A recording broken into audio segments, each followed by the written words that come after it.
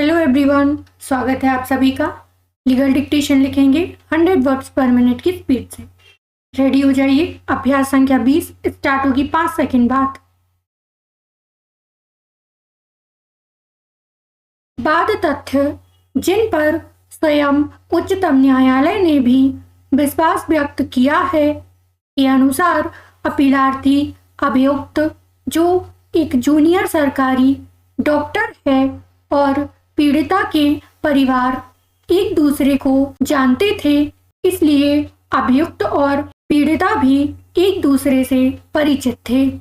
यद्यपि अभियुक्त किसी अन्य लड़की प्रियंका सोनी से विवाह करने वाला था, फिर भी वह पीड़ित से बार बार विवाह करने का आश्वासन देता रहा और वचन देता रहा कि उससे ही विवाह करेगा। दिनांक 28/4/2013 को उसने फोन से अभियुक्त्री, जो भिलाई में रहकर बी फार्मा की पढ़ाई कर रही थी, से मिलने की इच्छा व्यक्त किया, जिस पर पीड़िता ट्रेन से 29/4/2013 को ट्रेन से अभियुक्त के पास पहुंची और अभियुक्त ने उसे रिसीव किया था। पैराचेंज। अपीलार्थी उसे अपने मोटरसाइकिल पर अपने निवास पर ले गया, जहां पीड़िता और अभियुक्त 29/4/2013 के शाम 2 बजे से 30/4/2013 के शाम 3 बजे तक एक साथ रहे। इसी दौरान अभियुक्त ने पुनः पीड़िता को विवाह करने का वचन देकर उसके साथ शारीरिक संबंध बनाया। इसके बाद पीड़िता ने अभियुक्त से विवाह करने के लिए कहा, किंतु वह आनाकानी करता रहा। अंततः पीड़िता ने 6/5/2013 को घटना के बारे में अपने परिवार में बताया। फिर दोनों परिवार के सदस्य मिलकर पीड़िता और अभियुक्त के विवाह के संबंध में बात किया।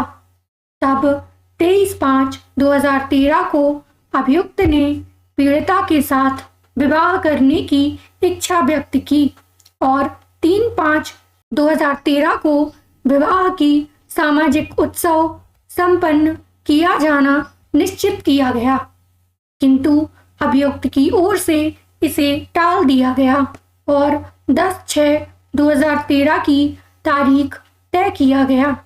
फिर उस तारीख को 20/6/2013 को तय किया गया और इसी दिन अभियुक्त ने फोन से पीड़िता को सूचना दिया कि उसका विवाह किसी अन्य लड़की के साथ हो गया है। पैराचेंज।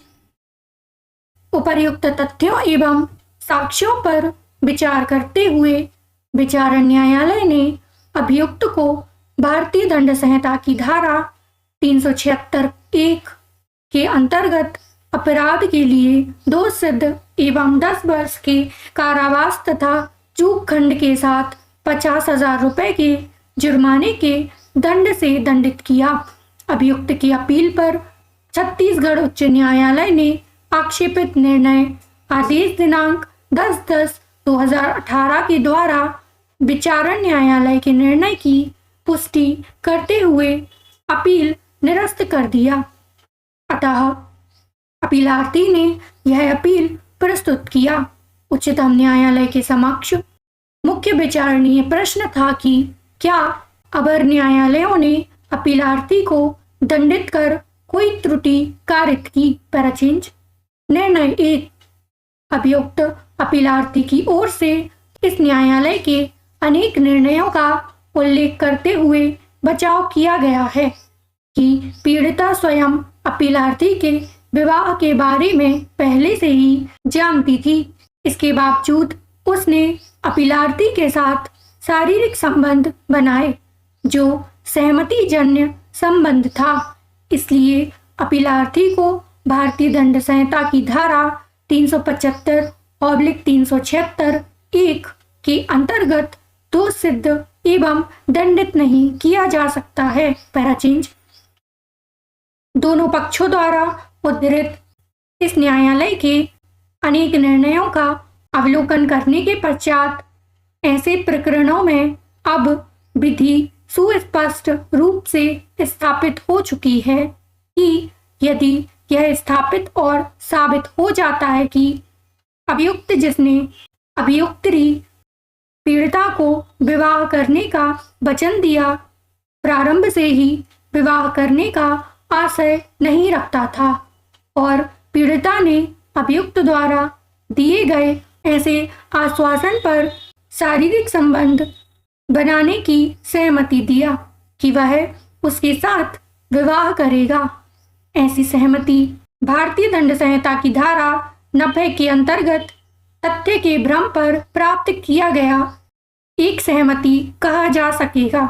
ऐसे मामलों में ऐसी सहमति अपराधी को कोई क्षमा प्रदान नहीं करेगा और ऐसे अपराधी ने भारतीय दंड संहिता की धारा 375 के अंतर्गत यथा परिभाषित बलात्कार कारित किया यह कहा जाएगा और उसे भारतीय दंड संहिता की धारा 376 के अंतर्गत दोषसिद्ध एवं दंडित किया जा सकेगा। 650 शब्द बोले गए हैं। ट्रांसक्राइब करने के लिए 30 मिनट का टाइम मिलेगा। वीडियो की PDF टेलीग्राम चैनल पर मिल जाएगी, लिंक डिस्क्रिप्शन में। वीडियो पसंद आई हो तो लाइक शेयर एंड सब्सक्राइब जरूर करें। Thank you.